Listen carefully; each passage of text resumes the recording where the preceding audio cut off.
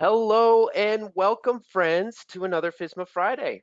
My name is Jim Albright, and I am thrilled to be back with you as we kick off the weekend with some excellent insights from today's presenter around changes in PFAS guidance levels.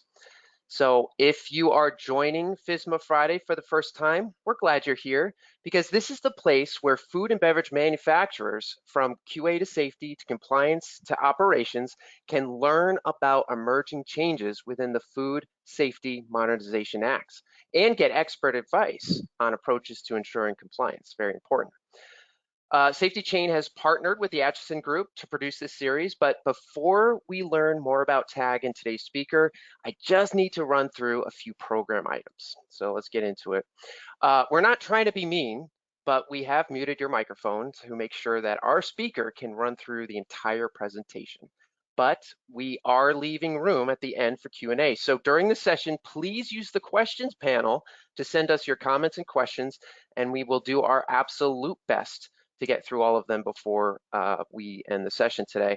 And second, we are recording this presentation, so we will email that to you later today along with the slides. So I said it before and I'll say it again, but I am thrilled for today's session because we have with us Dr. Brent Kobieluch, who is a food safety director at the Acheson Group. And some of you may remember from a previous FSMA Friday, we heard Brent's take on the psychology of product allergen labeling. It was a very cool presentation. So Brent, if there ever was a Hall of Fame for food safety and FSMA experts, you certainly would be in it, my friend. So thanks for joining us. I don't know about that, Jim, but always a pleasure to be with you and SafetyChain and the individuals that are attending. I really appreciate that.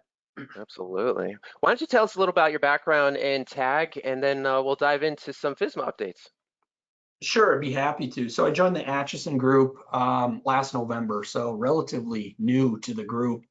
But I really have a great joy and opportunity to work alongside shoulder to shoulder with some great food safety regulatory experts. And our group is led by Dr. David Acheson, who held many leadership roles internationally and for the FDA and USDA throughout his tenure, and founded the Acheson Group in 2013.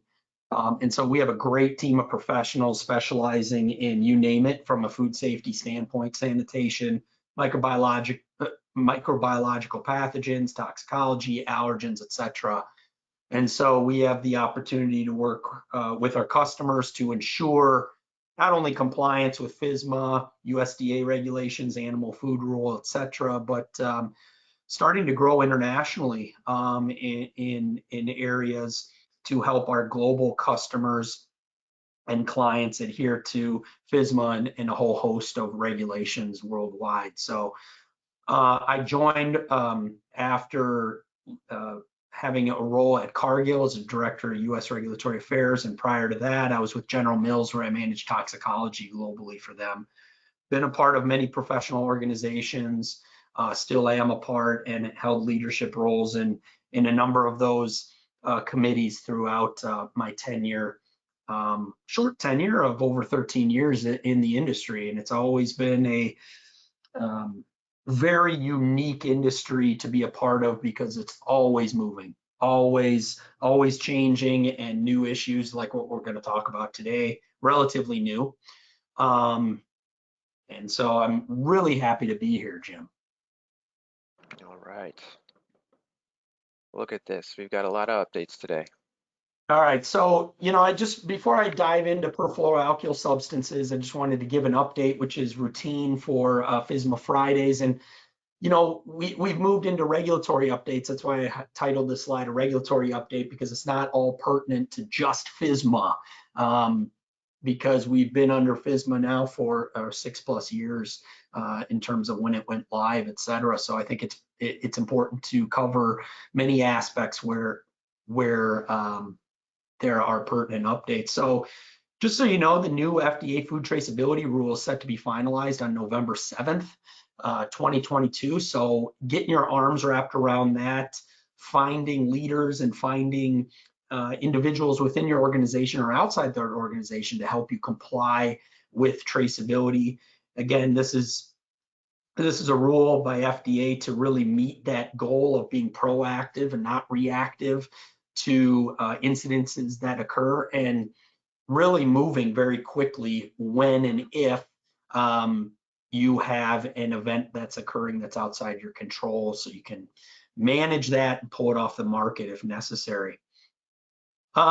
Sesame becomes a priority allergen here in the US on January 1st, 2023. It's the 9th major allergen under the FASTER Act. And so keep that in mind if you have sesame and or sesame ingredients or ingredients derived from sesame. That's going to impact your business from a labeling, management standpoint, etc. So keep that in mind. On August 10th, the FDA, excuse me, released their fiscal 2020 pesticide residue monitoring report. Why do I put that in there? The FDA has for many years done market basket surveys for a whole host of contaminants, chemical contaminants, heavy metals, mycotoxins, these types of things. And really, it's a good way of understanding where there may be risks within your supply chain based on FDA's testing here. And so identifying those risks before they become regulatory issues and or safety issues, more importantly, really behooves you to review this report to understand whether or not some of those commodities and or finished products are right up your product portfolio. So keep that in mind and seek that out to review if you'd like to do that. And then finally, one of the other big updates is I was at the International Association of Food Protection meeting with a number of my colleagues, and the USDA declared on August 1 that salmonella is an adulterant in breaded and stuffed raw chicken products. So keep that in mind. That's relatively hot off the wire about 3 weeks ago. And so if you are running dual jurisdiction in your facilities of a USDA, FSIS regulated facility, FDA, and that's part of your portfolio, that's something you want to take note of if you have not already. All right, so let's review the basics before we get into PFAS. If you hear any presentation from me, this is near and dear to my heart because there are a lot of, what I'll say, there are a lot of hazard assessors in the world, very few risk assessors. And so at the very core, what is risk? Risk is hazard times exposure. That is the definition. That's the mathematical definition of risk. And so risk does not equal hazard, and hazard doesn't equal risk. Now, perceptually, that may be the case. And I'm not going to dive into too much of that, but I really want to set the stage at a high level of what I mean by risk assessment. Now, under FSMA, you may evaluate risk in terms of occurrence times the hazard, or occurrence, times the prevalency of the hazard occurring in your product. So there are different ways to evaluate risk. The main point here is that risk doesn't equal hazard and hazard doesn't equal risk. Perceptually, that may be the case, and that may drive decision makings within your products, within your manufacturing facilities, etc. But it's a good idea to have a healthy definition and to really decipher what we're talking about here between hazard and risk. Now, with that, I'd just like to open up and give a brief overview of perfluoroalkyl substances. It's more than just a single compound. I think a lot of what you'll see in the media, even today, there was some media churn on quote unquote forever chemicals. We'll get into that around PFOA and PFAS. But there's more than 9,000 perfluoroalkyl substances that have been identified. And so when we talk about PFAS, we're talking about 9,000 plus compounds, not just one. That's very important to understand, because as we get into the conundrum or the complexity of this issue, there are regulations from state authorities that are PFAS. Well, so they're regulating 9,000 plus compounds the way it's written in their state laws. So very important to understand and decipher. They've been used across many industries for greater than 70 years. Now, some of these, and some of the most heavily studied, aren't even in production anymore. But because of their half-life in the environment, they still remain in soil, water, these types of things. We'll get into that. So some of the industries that have been impacted and where PFAS have been used are stain-resistant textiles. I think what's more important for the vast majority of individuals on this call is food handling and packaging materials, firefighting foam, medical devices, paint. And so in packaging materials, generally where I go in my mind is, why would they be used in packaging materials? Well, they're a tremendous grease-proofing agents. So if you have a greasy product or ingredient that tends to be greasy, this barrier will help protect the outer barrier of the packaging from disintegration, in essence, protecting the integrity from the grease so it doesn't leak through the outer packaging and has that really good barrier from an integrity standpoint. Some of the three most studied in my mind that I focus on and what many regulators have focused on are the following: perfluorooctanoic acid, short PFOA, perfluorooctane sulfonic acid, PFOS, and hexafluoropropylene oxide dimer acid, which they're calling Gen X. Now, I'm not going to focus too much on the Gen X compounds because I believe that the vast majority of the microscope in terms of what has been studied and what regulators and academicians are most concerned about are the PFOA and PFAS, the former compounds that I mentioned there. So as we get into, again, what these are, they've been coined forever chemicals. Good rule of thumb, at least in my career and in how I've been trained by some great toxicologists, is that once compounds become labeled from a marketing standpoint by regulators, non-governmental organizations, NGOs, et cetera, it's a good rule of thumb to go, hey, maybe there's something here that we need to look into, and whether or not up and down our supply chain we're impacted. Because once they start coining different phrases associated with different compounds, it's kind of a good indication that there might be a focus there from those groups that may impact your business model and how these chemicals may impact your portfolio. So they've been coined forever chemicals because of their exceedingly long half-lives in the environment and in the body, should you be exposed. The vast majority of this contamination is in soil and groundwater through recycling efforts, through landfills and these types of things. In fact, just today, in Jim, I give kudos to Jim for rising my attention here because I've been on calls all morning, is that the EPA has now designated two forever chemicals as hazardous substances. So, and those are the PFOA and the PFOS that in the previous slide I mentioned. Really important from a scientific and toxicological standpoint, they're not all created equal. Individuals, regulators sometimes like to lump all compounds into one category, stating, oh, well, PFAS represent X, and this is the toxicological impact. But there's differing toxicological impacts based on the length of the chain. We know that. Researchers have shown that some perfluoroalkyl substances are much less toxic, sometimes orders of magnitude less toxic than some of their counterparts. So understanding which compound is up and down in your supply chain or maybe impacting your product is very important from a risk standpoint and a hazard assessment standpoint. One thing to know, despite what you may read, they're not completely characterized as a whole, as a family of compounds, toxicologically, due to the following: different doses and exposure levels. What are we exposed to through food, through water, etc.? What are those key ones we're exposed to? Different routes of exposure. Are you in the manufacturing space of these compounds versus are you a consumer? You might have oral exposure, you might have inhalation exposure. Dietary exposure may be impacted by the bioavailability or lack thereof of PFAS in foods. What do I mean by that?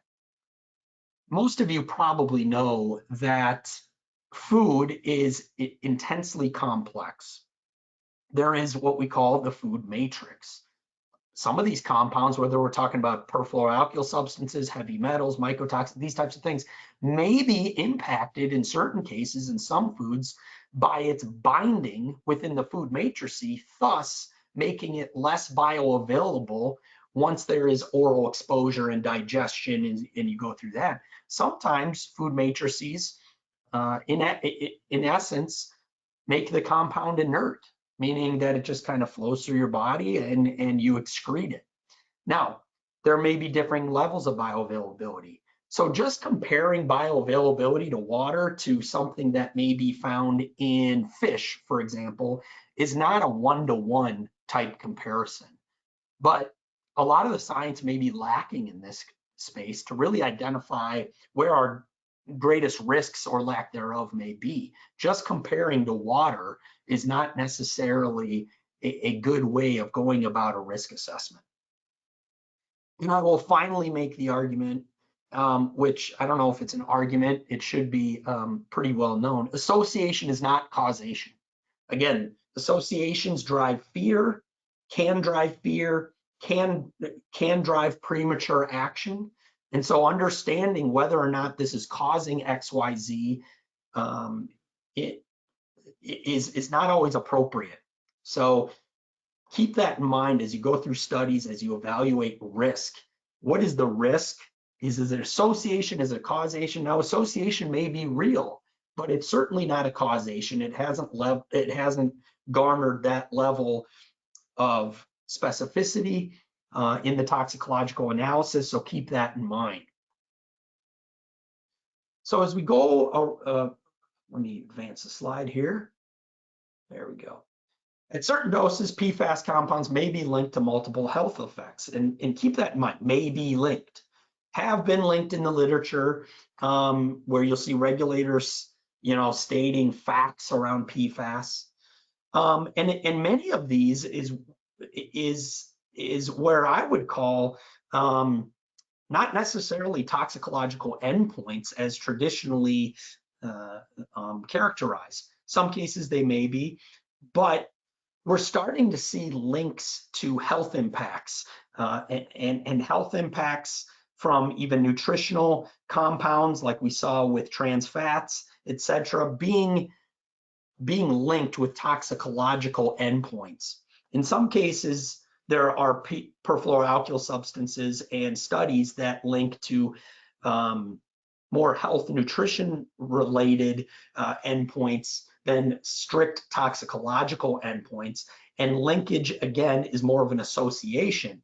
So this is where I think a lot of the data is lacking, is whether or not this association is directly linked to the exposure to a perfluoroalkyl substance or a paradigm and understanding the complexity of the mixtures we're exposed to and whether or not those mixtures are causing some of these things in terms of what our diet is, where we live, what we're exposed to on a daily basis, and not necessarily some of these perfluoroalkyl substances. But it's very worthwhile to keep this in mind as you go down the risk assessment and what has been linked to PFAS exposure. And this is where I previously mentioned, is this oral exposure? Is this more in line with inhalation exposure through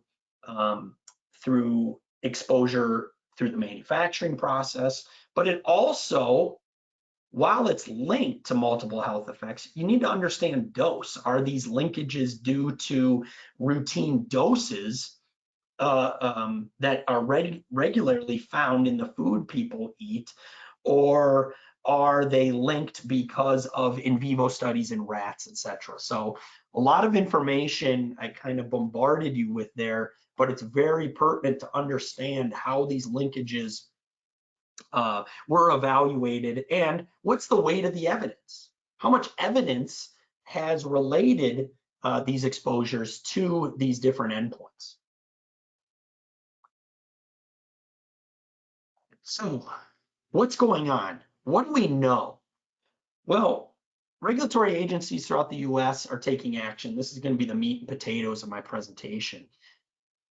Very recently, the EPA in the interim updated the PFOA and PFAS guidance for water, which in my mind, toxicologically speaking, is exceedingly low. So for reference, the EPA's reference dose for PFOA and PFAS is 2 × 10⁻⁵ milligram per kilogram per day, and that was back in 2016. What is a reference dose?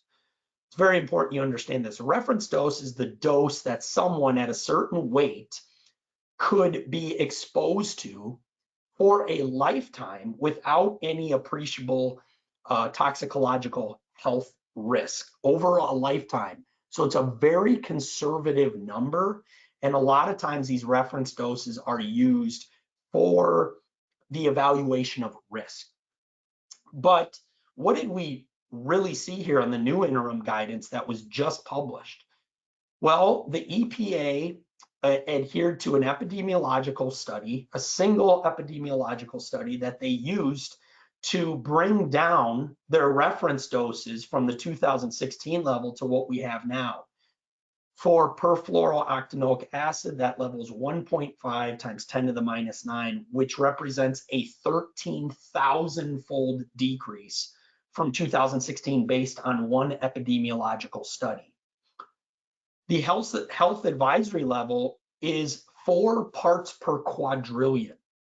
Let me give you an idea of what a quadrillion is. 1 part per quadrillion is essentially 1 mile on a journey of 170 light years. Another analogy I've looked at is the weight of 1 strand of DNA compared to the weight of all the cells in a hummingbird.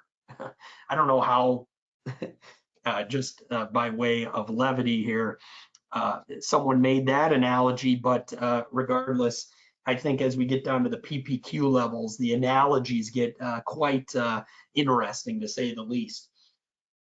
I'm just going to say this as a toxicologist.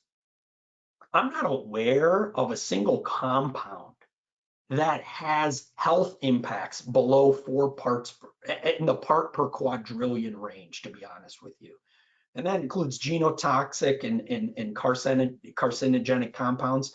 Keep in mind too that yes, it's not an apples to oranges analogy. So all you toxicologists on the call, please don't give me grief over this analogy, but the FDA has an advisory level of 20 parts per billion for aflatoxin. Aflatoxin is probably one of the most potent liver carcinogens we know of. But yet here we have for perfluorooctanoic acid, we have a health advisory level of 4 parts per quadrillion. You can't even detect that using current methodologies, analytical methodologies in water. So how water municipalities are going about managing this is yet to be determined, and I can't help but think that they're having a problem. For the PFOS, the health advisory is 20 parts per quadrillion. Again, exceedingly low. 1 part per trillion, which is 1 second in 32,000 years. So again, we're getting into PPQ ranges, and I think by the end of my career, we might be at the femtomolar range. It's hard to believe that, but that's 10⁻⁻15, whereas a picogram here is 10⁻⁻12. So think about that. So what do we do, or what are the other regulatory agencies doing? We have seen companies take recent recall action. In July 2022, a few companies took action over smoked baby clams because of levels of certain perfluoroalkyl substances that were found by the US FDA. So now we see the FDA doing some testing, not now, but as FDA has been doing testing for some time. Same with USDA, as we'll see here. The FDA is requesting information on food contact materials. So they are doing a request for information on uses of fluorinated polyethylene. which has authorized use in 1983. You can see the citation there. Will the FDA take action on food contact materials? I think yes, eventually, once they gather the data, they may set limits, they might set guidance values. It's yet to be seen. They have been conducting tests for PFAS since 2019 in a variety of products. Chocolate cake comes to mind, a number of fish, and based on the values and the data that has been published, a lot of the levels that have been seen have been found in fish meat, etc. The reason I bring up chocolate cake because I recall seeing that one of the products that the FDA tested was chocolate cake, where they found perfluoroalkyl substances. The vast majority of the products that FDA regulates, besides those two categories, were below limited detection. And so, the FDA is gathering data on this. I think more importantly and more acutely is the state-by-state regulations, which are taking shape and are in place in many cases. I put a link there that gives current overview of the state-to-state regulations as it relates to PFAS, specific PFAS, et cetera. And so I really encourage you, your government affairs teams, your regulatory teams, to take a look at that site to understand the piecemeal regulations that are definitely impacting the supply chain or will impact the supply chain. It's almost similar to what we saw with the GMOs and the regulations, 50 different state regulations as it relates to GMOs with one federal regulation. And so I think because of the activity by the states, the regulators at the federal level are starting to take notice, and I think in the future will start regulating some or many of these compounds. As I mentioned, the USDA FSIS is not immune to testing for PFAS. They have been conducting surveys on a variety of their products, so keep that in mind if that impacts you. Looking for PFAS compounds in a number of the meats and or products that are derived from these animals and these products in which they regulate. Many cases, these are published online, so be searching for that. Sometimes after the fact, by a year or so, but still, regardless, they have published levels on their websites. What will I say? Look, I'm a toxicologist by training. I love science. I think science needs to be articulated in a way that represents the true risk, starting with the hazard, but evaluating the risk from an exposure standpoint and on a specific chemical level. But perception drives the conversation. We are in that mode. I hate to say it, that perception is driving this issue in some regards.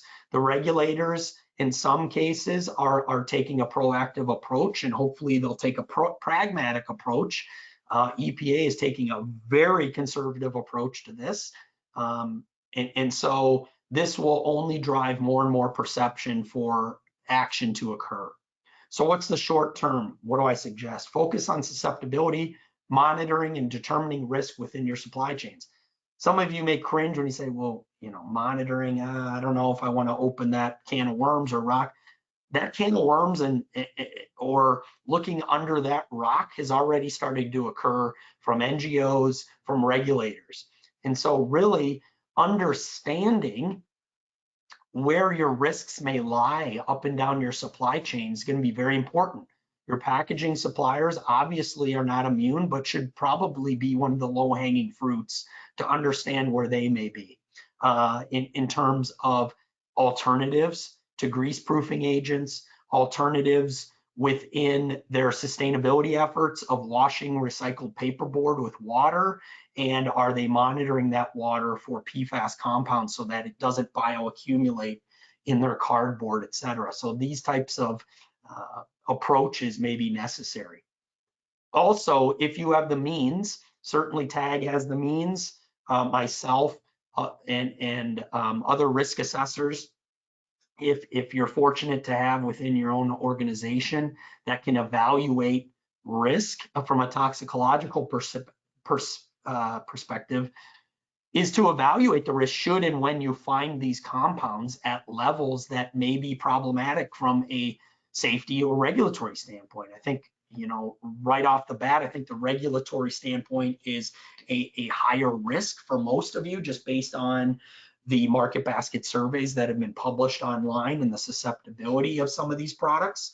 But certainly, I think it behooves organizations to have a quick and dirty risk assessment as it relates to your products or your product portfolio, should and when regulators ask what you're doing to mitigate some of these compounds.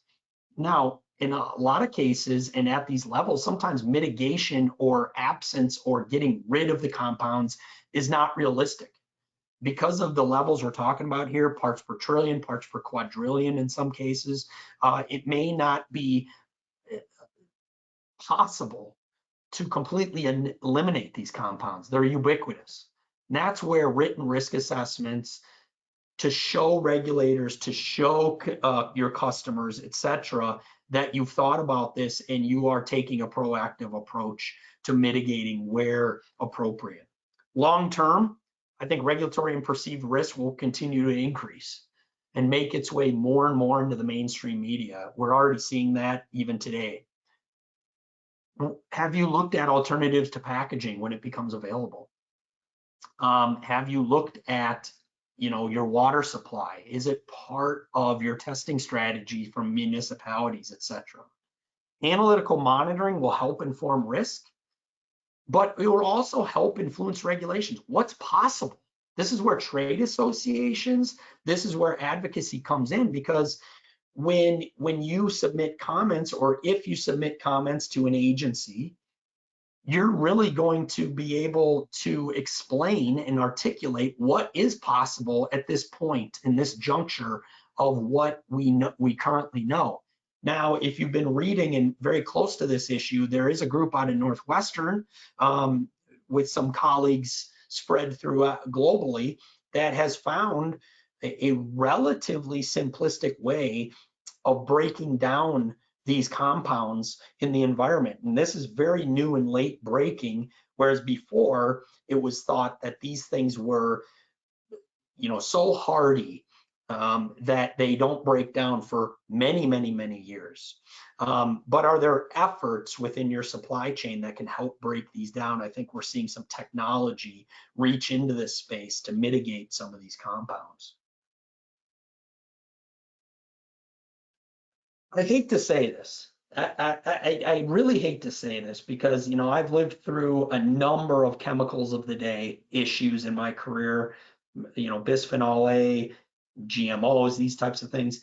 I really think the train is leaving the station based on the actions by regulators, based on NGOs, based on perception, and based on a number of customers who serve many of these consumers that really don't want these in their supply chain. Again, I know that elimination may not be as easy as it sounds, nor may not be possible, even in the near term.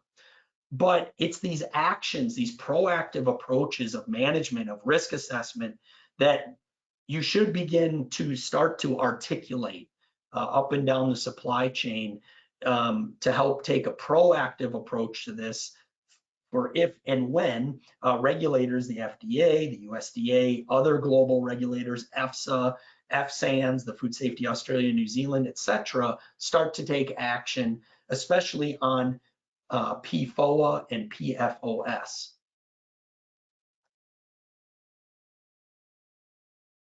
In summary, I'd just like to really high level summarize that PFAS represent more than 9,000 compounds. They're toxicologically different. Keep that in mind.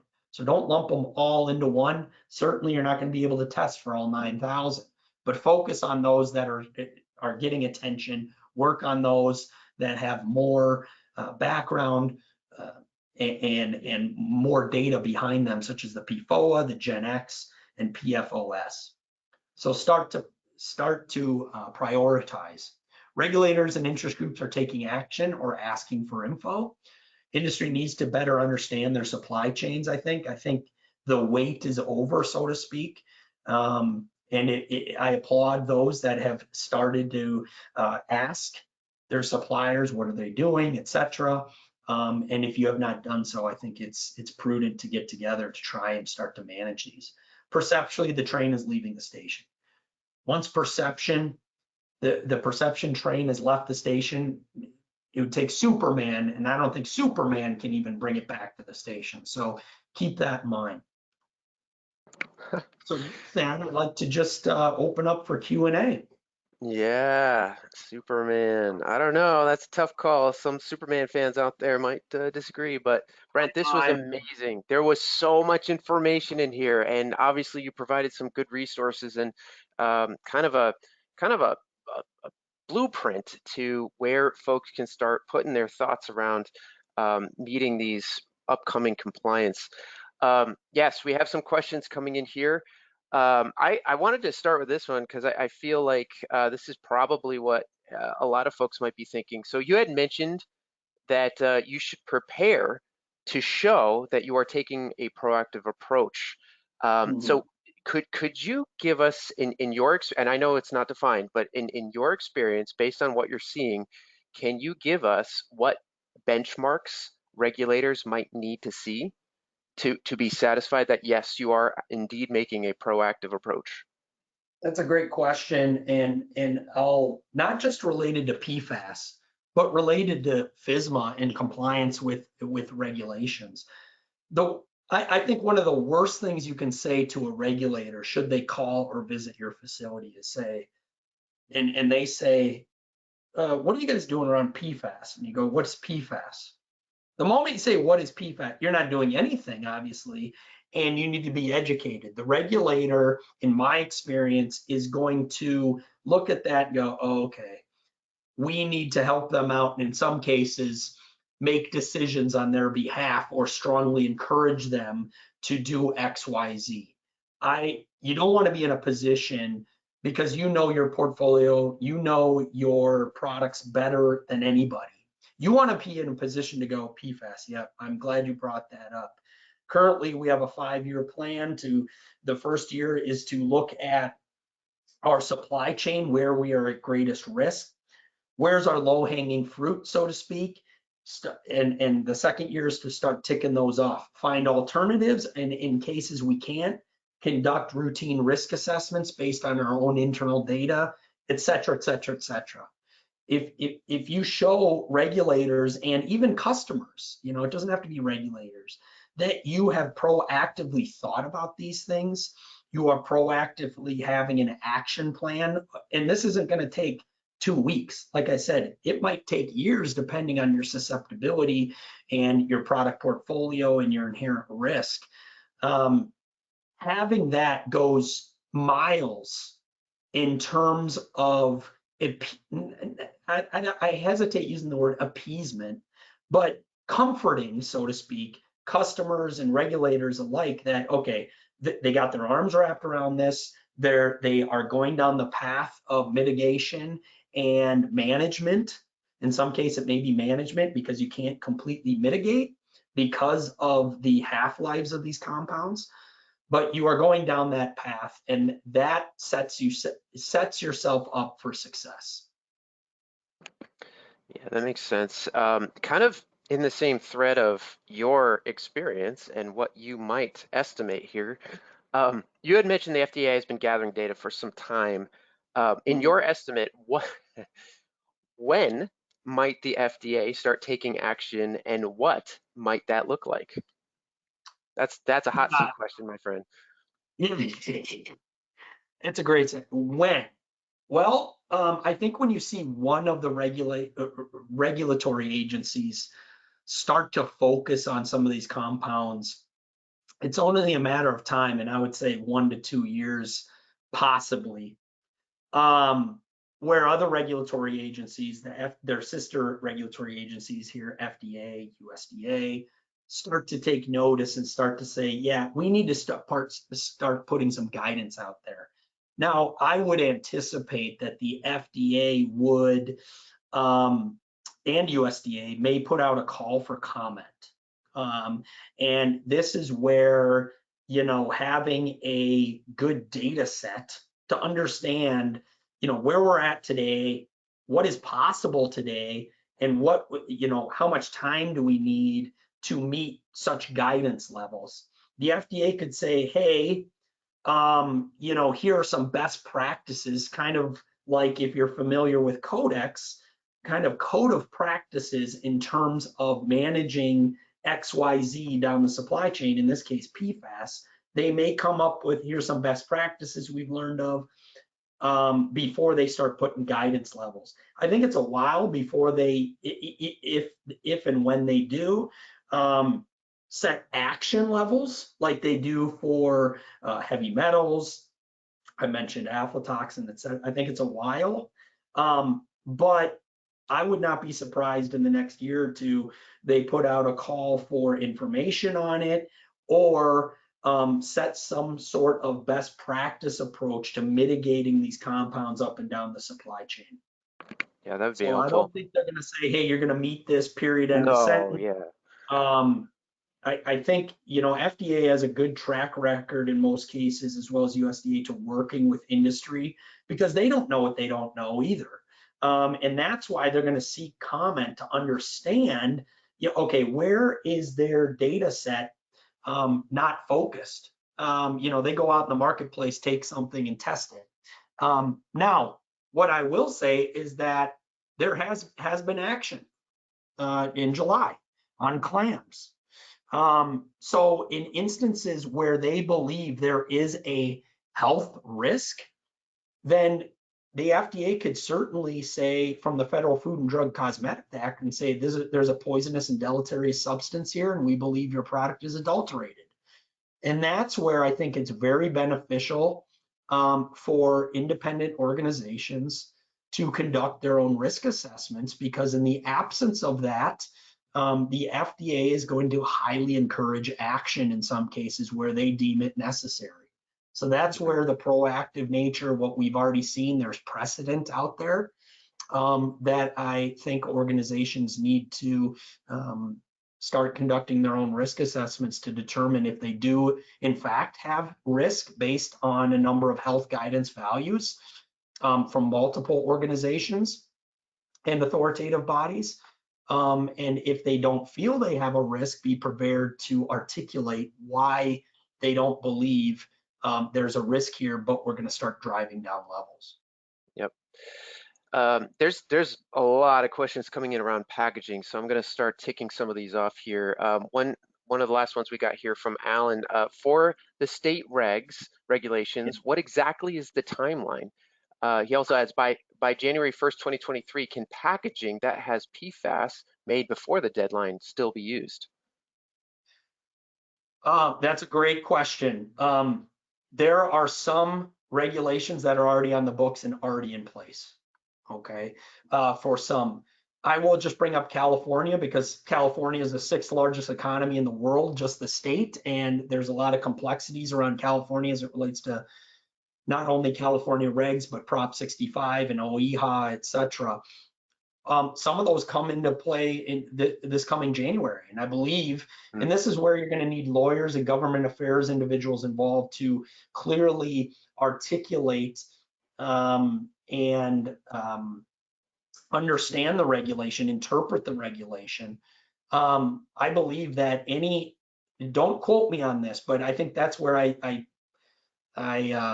put that website or that link into the PowerPoint. Right. I believe the regulation is anything above 100 ppm is not allowed. And of PFAS, this is where, so they don't articulate in that particular statute. Again, don't quote me, I'm not a lawyer, and needs interpretation. I can't stress that enough for your internal folks or external legal departments. That I believe that any PFAS above 100 ppm won't be allowed in packaging, and you need to seek non-toxic alternatives, which I don't know what that means, because everything's toxic at a certain dose. But I think you can kind of ascertain what that may be. So that's just one state. There are laws in Connecticut, Maine, Minnesota, other states. I think that link I sent you is almost 24 pages long, if I'm not mistaken, of specific regulations as it relates to PFAS in general, and a number of those relate to food packaging materials. Right. Yes, and obviously when we send the slides around, everybody gets that link. I'll also include it in the follow-up email, so you can click right So to it. here's the legislation. The effective date, it was signed into law on October 5th, 2021. And for California, it says law forbids items advertised as compostable or home compostable to be sold in the state if they have a total organic fluorine concentration greater than 100 ppm. I mean, there's a number of PFAS regs on the books. Law prohibits distribution and sale of food packaging containing, quote, regulated PFAS beginning on January 1st, 2023. Certain cookware must disclose presence of PFAS in an online disclosure beginning January 1st and on product packaging beginning on January 1st, 2024. Interesting.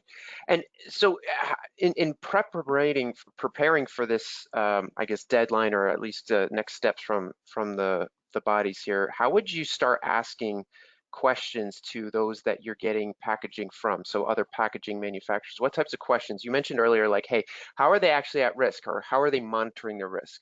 What are some, I guess, benchmark questions you should be definitely asking them to prepare for all of this? I think a good rule of thumb is to ask really basic questions to understand the knowledge of your supplier, first and foremost. Hey, are you aware of perfluoroalkyl substances? What's that? That should be a yellow flag. And in my career, there's one individual I worked with at General Mills who said many yellow flags equal a red flag. So as you go down the questioning, hey, are you aware of PFAS? What's PFAS? Are you in a part of any packaging trade associations, or do you have access to those trade associations? No, we don't. These yellow flags start to build up and become a red flag. Now, I don't mean to say, oh, you need to switch suppliers, but you need to start educating your suppliers in this case. And in some cases, you may have to switch. The other question is to reach out to packaging trade associations. There's a number of them that I am sure are well aware of this and been working on it for a long time. The best case scenario is you reach out to your supplier. Oh, we've been focused on that for 3 years now, and we're trying to find alternatives, or we've been focused on that. We do routine monitoring monthly of a number of these compounds.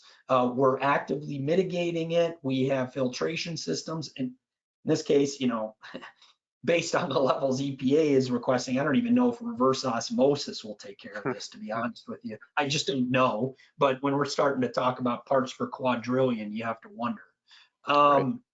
So asking basic questions will sometimes inform you more than asking the very sophisticated, deep dive questions.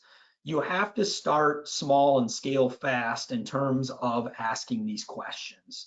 And so beginning to ask these basic questions should be kind of the approach in my mind. And in some cases, you're going to have to reach out to trade associations to say, what are you doing on this? Why haven't I heard anything? This has to be a huge issue for the packaging world. I can't help but think that it has been for a number of years. Right. Does it also impact, there's a question here from Conchetta, does it also impact food grade lubricants and gasket materials, in your opinion? The regulations, or here's what I will say about that. I don't know of specific gaskets or lubricants that actually add a perfluoroalkyl substance. Consider the chemical itself and what it is used for. It's used for like nonstick coatings, grease prevention. From a lubricant standpoint, I can't help. I don't think that would be something that is routinely added to lubricants or food grade lubricants, but again, some food grade lubricants are going to have a portion of their lubricants containing water. And so could there be some bioaccumulation that leads to it impacting these based on the half-lives of PFAS, et cetera? I don't think that is necessarily, those two materials are low-hanging fruit in terms of what I would focus on first. I'd be Right. focused on the technical aspects. Where are these compounds most likely to be used in grease proofing and kind of the non-stick coatings? That's where I would start picking off that low-hanging fruit first before you start doing intense deep dives into processing aids, Right. etc. Awesome. Okay. And a question came in around, is this just a regulation around food consumed by humans, or does it kind of extend into like the pet food industry as well? That's a great question, and I have not seen specifics on pet food and its impacts, but I will tell you that I'm sure that there are, I mean, a lot of these studies have to do with animal studies, et cetera. And so if there's a Mhm. concern from the human side of things, there's going to be a consume. If you're a pet food manufacturer, there's going to be a concern at some point or another that these things are managed appropriately, especially since, unlike humans, except when we talk about baby food, pet foods are largely consumed the same food over and over and over again for a lifetime. So your risk assessment may be different pertaining to the pet you're talking about. Cats and dogs are going to have different susceptibilities to things. But consider what I go back into my presentation, when you start talking about risk, as it pertains to risk assessments and toxicological based risk assessments, their exposure is going to be different because they're going to be eating the same Right. food 2-3 times a day. And so their exposure may be consistent from a chronic standpoint, depending on the susceptibility of your products. In terms of the regulation, though, what we're seeing now, and especially when FSMA went live, is there's this what I will say is a blending of requirements for human food and animal food. That there are significant overlap there. So if Okay. you are a pet manufacturer, it's good to start asking these questions and get ahead of the game. Yep. Definitely. All right. Here's some acronyms that I am not familiar with. So should I add PFA and PFOs to my hazard analysis? No, I think that's premature. Um, if you do add it to your hazard analysis, I would not say that this is a hazard requiring a preventive control. I think that would be way overboard. And then I would question, well, what is your preventive control? Supply chain preventive control? Okay, then what's the appropriate limit? Absence? I just told you that analytically, that's very hard to ascertain.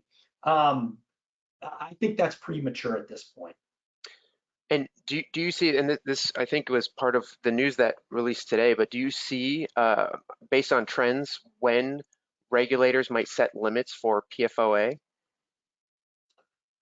In terms of the FDA, I think I answered that. I think, before they set limits or guidance values, I think they're going to ask more of public petition of Mm, seeking information. They already are requesting information about fluoropolymers being used in food packaging per the Code of Federal Regulations from 1983 to understand, is this still being used? Is it not still being used? If it is being used, where is it being used? So they're starting to begin these questions, and eventually, I think they will get to a point. I think that you'll see action around packaging before you start seeing action around guidance levels in food. yeah. But again, I will say that under the Federal Food and Drug Cosmetic Act, if the FDA deems um, a product um, rendering the product injurious to health based on some of these levels that may render the product injurious to health in their minds, then they, I think, will take action or suggest action on behalf of the manufacturer in some cases. Yeah, that makes sense. We're gonna close with this last question here, Brent. Thank you so much for obviously a great presentation and answering a lot of these great questions. And if anybody has any other questions that come in starting now, we will definitely try to get them answered for you post this webinar. But a lot of folks who attend FSMA Friday, we speak a lot to a lot of these folks here. We have quality managers, food safety managers, all the way up to folks who are head of organizations trying to get some more information around FSMA compliance. Is this issue something that is sort of a strategic initiative that people are kind of talking about at the highest of levels in organizations? And if not, what should we be telling these folks to start thinking about as we prepare for these compliance? How do you make it a priority?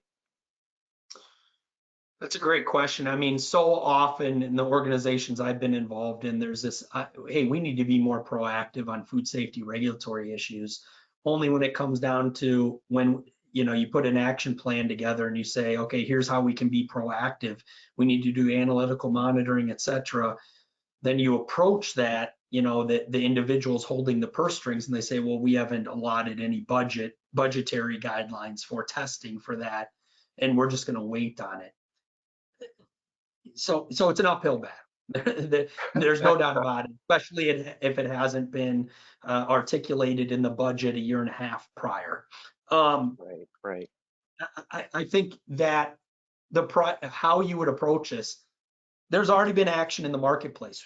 There is voluntary action in the marketplace. I don't know how those conversations went between the agency and the firms that did the voluntary action. There's already action taking place, okay, in the food world.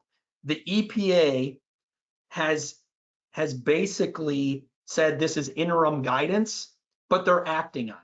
They're already starting to label these as hazardous substances, as we just saw today, which, well, how does that impact us? Well, that impacts you because they're going to regulate the water supply. If you're dealing with a plant that's running off of well water or municipalities, it doesn't matter. The water coming into your facility is going to be impacted, which will subsequently impact possibly your products you're putting there. The NGOs have already marketed this 3 years ago as for forever chemicals, okay? Guaranteed, and I think they've already done this, they're going to go out to the marketplace, they're going to find your product, they're going to test for it, and then they're going to put together a report and publish it all over their thing saying, there's forever chemicals, and it's 13,000, it's thousands of fold above the EPA level for water. Well, what I told you is that there's a lot of scientific understanding that needs to occur, the bioavailability, et cetera. Well, that doesn't matter in the minds of consumers. They're going to say it's above the EPA level 1,000-fold. And so what is going on here that's sick? And there's going to be an outcry. Customers guaranteed have already started to ask their suppliers about this. Some customers, I think of the large customers, the large retail organizations, are asking questions to their suppliers. We've already seen, in the past where there's been no lists up and down the supply chain for things like BPA, and this is just going to be added to that list if it hasn't already been added. And so where I found the greatest tool in your toolbox when you're talking to executives is this will negatively impact our bottom line, our volume, and our approach if we don't start proactively taking an approach here. Right. Do you want to be in that situation? Again, it's ultimately going to be their decisions. But if you approach it from what has already happened, what we think, and what is most likely going to happen, and then how that will impact the business from a financial standpoint or volume standpoint, et cetera, et cetera, et cetera, I think you have a solid leg to stand on. Ultimately, it's not your opinion. I would just tuck that, or your decision. I would tuck that away and say, hey, I told you 2 years ago, you didn't take action on it, and here's what we're doing. I hate to be so blunt about it, but that's been my experience. Well, that's And the question. Yeah, how do you if get they the don't take folks action running the, on it, yep, you did everything you could in a very systematic, articulate fashion to explain the issue and why a proactive approach is necessary. got it. Yep, 100%. All right. Well, I think to everybody on the call, these questions were outstanding. Obviously, we're running out of time, so I want to make sure we leave you with this. We have a lot of information around FSMA compliance on the SafetyChain website at safetychain.com. Of course, tag. Brent, I can't thank you enough for giving us this presentation today. We're going to send the information around where you can contact tag and get more insights around this regulation and maybe some others that are coming up. And also, we will send the recording as well as the slides. I want to thank everybody for joining us. I can't wait to see you all again next FSMA Friday next month. We're looking forward to a really, really good presentation again from our good partners over at the Acheson Group. Thanks, everybody, and have a great Friday and a great weekend. Thanks, Jim. Take care.